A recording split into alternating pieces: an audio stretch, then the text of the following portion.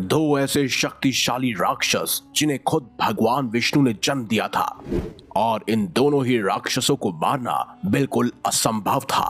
दरअसल प्राचीन समय की बात है, चारों ओर जल ही जल था। केवल भगवान विष्णु शेषनाग की शैया पर सोए हुए थे। अचानक ही उस दिन उनके दोनों कान से मैल निकला, जिसमें से मधु और कैटम्ब नाम के दो महापराक्रमी दानव उत्पन्न हो गए।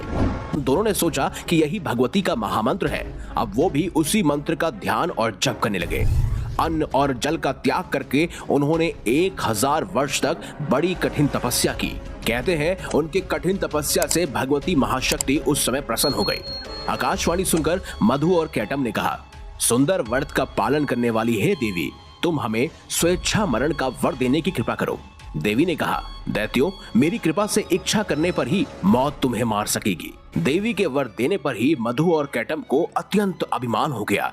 वो समुद्र में जलचर जीवों के साथ क्रीड़ा करने लगे। एक दिन अचानक ही प्रजापति ब्रह्मा जी पर उनकी दृष्टि पड़ी। ब्रह्मा जी कमल के आसन पर विराजमान थे। उन दैत्यों ने ब्रह्मा जी से कहा, हे सुरवर, तुम हमारे साथ युद्ध करो।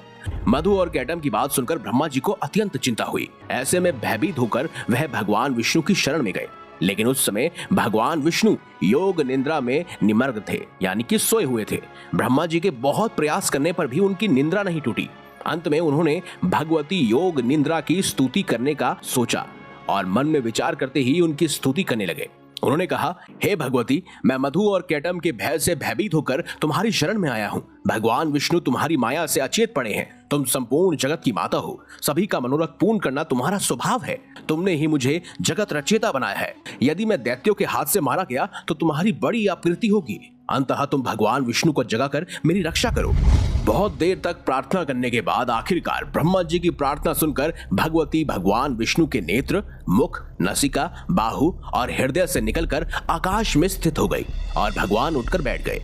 अब जैसे ही भगवान विष्णु सामने उठकर बैठ गए तो उन्हें अपने सामने मधु और कैटम्ब दिखाई दिए और उन्हें देखते ही उन्हें यह भी समझ आ गया कि ये दोनों ही असुर ब्रह्मा जी को खाना चाहते हैं। इसलिए क्षण भर भी देरी ना करते हुए स्वयं भगवान विष्णु ने उन दोनों को युद्ध की चुनौती दे डाली। मधु और कैटम्ब भी जानते थे कि अब उन्हें भगवती माता का आशीर्वाद यानी कि वरदान मिल चुका है और उन्हें अब कोई भी देवता या दानव या फिर असुर कोई नहीं मार सकता, वो भी उनकी इच्छा के विरुद्ध। तो उन्होंने भी अपने जन्मकर्ता यानी भगवान विष्णु के साथ युद्ध आरंभ कर दिया। कहते हैं मधु, कैटम्ब और भगवान विष्णु के बीच में घनघोर युद्ध छिड़ गया जो लगभग 5000 वर्षों तक चलता रहा।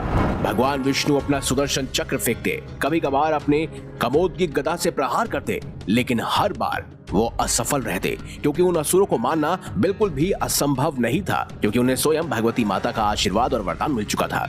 उनसे युद्ध करते करते भगवान विष्णु को यह भी ज्ञात हो चुका था कि स्वयं इन दोनों दैत्यों को भगवती ने ही इच्छा मृत्यु का वर दिया है। भगवती की कृपा के बिना इनको मारना असंभव है। कहते हैं भगवान विष्णु तो भगवान विष्णु है जो स्वयं सृष्टि के संचालन करता है।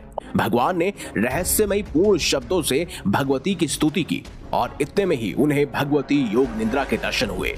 भगवती माता ने भी प्रसन्न होकर कहा, हे विष्णु, तुम देवताओं के स्वामी हो। मैं जानती हूँ कि तुम इन दोनों दैत्यों को मारना चाहते हो और इन दोनों दैत्यों का वध संभव है, लेकिन इन्होंने मुझे प्रसन्न किया है, जिस वजह से मुझे इन्हें इच्छा मृत्यु का वरदान देना पड़ा।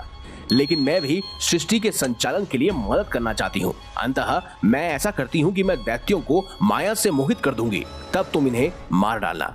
भगवती का अभिप्राय स्वयं भगवान विष्णु समझ चुके थे। ऐसे में उन्होंने एक चालबाजी खेली यानी कि लीला रची। उन्होंने दैत्यों से कहा कि तुम दोनों के युद्ध से मैं परम प्रसन्न हूँ, अंततः तुम मुझसे इच्छा अनुसार वर मांग सकते हो। दैत्य भगवती की माया से उस समय मोहित हो चुके थे। उन्होंने कहा, हे विष्णु, हम याचक नहीं हैं, हम दाता हैं। तुम्हें जो मांगना हो हमसे प्रार्थना करो, हम देने के लिए तैयार हैं। ऐसे में स्वयं भगवान विष्णु बोले, यदि आप देना ही चाहते हो तो मेरे हाथों से अपनी मृत्यु को स्वीकार करो।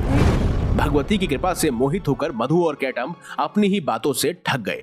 चारों तरफ अनंत जल देखकर असुरों ने कहा, ठीक है, तुम जहां सूखा स्थान प्राप्त करो वहां हमारा वध कर देना। वहां पर सूखा स्थान कहीं नहीं था। इस पर स्वयं भगवान विष्णु ने मधु और कैटम्ब को अपनी जंघा पर रखकर चक्र से ही उनका सिर काट डाला। इस प्रकार मधु और कैटम्ब का अंत हुआ। यही थी सबसे शक्तिशाली दैत्यों में से एक मधु और कैटम्ब की कहानी, जो स्वयं भगवान विष्णु के कान से जन्मे थे और अंत में उनसे युद्ध करने के बाद, उनकी चाल नीति से हारने के बाद उन्होंने उनकी जांग में ही दम तोड़ा था।